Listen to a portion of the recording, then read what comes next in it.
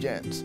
I once listened to a YouTube video by Chuck Missler, and it said that Mars once orbited in a different trajectory, coming nearer the Earth, which would account for the long day of Joshua and other strange events in the Old Testament. Can you explain this, please? Well, yes. Now, Chuck Missler believed in creation, but he also tried to come up with various ways to explain certain miracles in the Bible that were simply not true.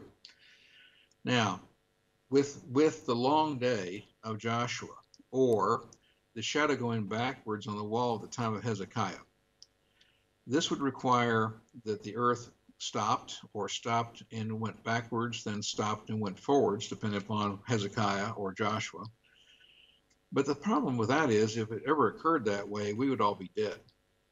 Now, people have to understand that the Bible uses phenomenal language, meaning that the Bible is often written as an observer looking at a phenomena would describe it.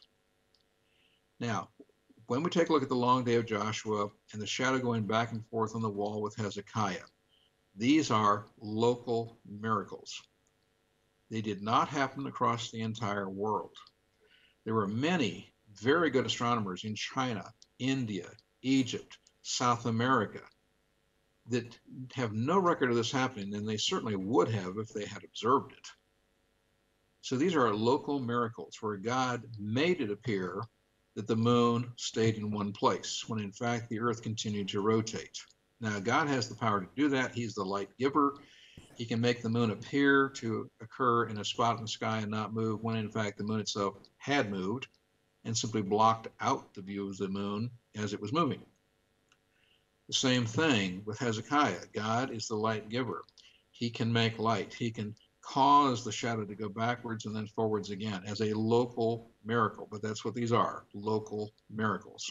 Praise God. I will be sending you a video that came out recently of a pastor who died in Nigeria last year. And he was a man that preached righteousness.